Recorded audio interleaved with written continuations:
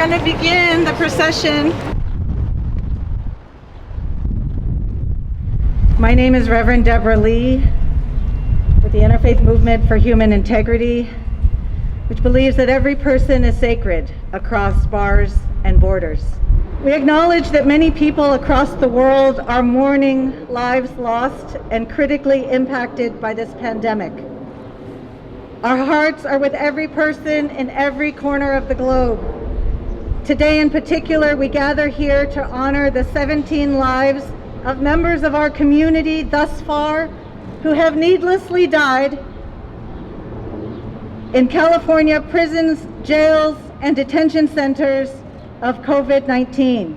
We're here in front of the federal court today because judges in this pandemic are now the arbiters of life and death for those incarcerated and in detention.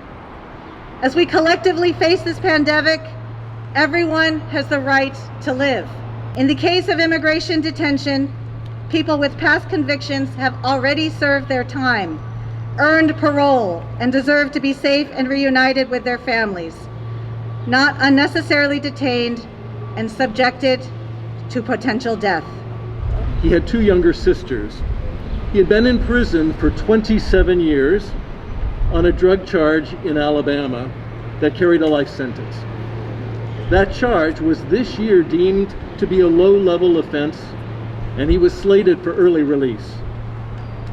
However, he became very ill while he was incarcerated. Despite this condition, upon release, he was simply put on a Greyhound bus and sent home.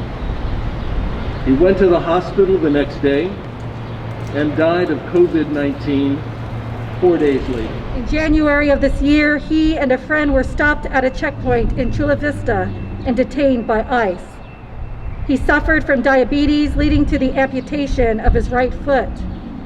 He had a bond hearing in April when he had not yet contracted COVID-19, but was denied because the judge was waiting for more information about a previous charge of which he had been acquitted.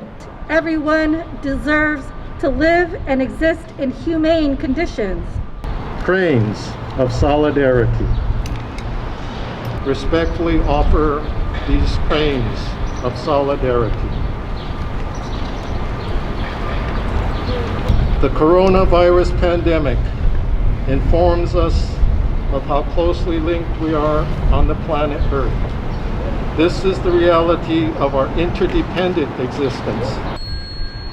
Rex Damon Begay, Sr., age 80, San Pedro Federal Prison. Carlos Ernesto Escobar Mejia, age 58, Otay Mesa Immigration Detention Facility. May that which makes harmony in the cosmos above bring peace within and between us as well, for all who dwell on this earth. And let us say, Amen. When he went into Mesa Verde, he was healthy. He practiced sports, he was a father, he volunteered at the school and helped out in the community. ICE took him from our home, and now he has been detained for 26 months at Mesa Verde. We are fighting to get him out of Mesa Verde. ICE says we're a danger to society and that we're protected from the disease. We aren't a danger, we are in danger. We're in danger here because we could get sick at any moment, and they're putting us in greater risk. For me, deciding to go on hunger strike isn't just for me. I'm doing it for everyone here. Flatten ICE is an ongoing effort every Tuesday to call ICE officers and elected officials to demand the release of people who are immunocompromised, who risk high exposure of coronavirus.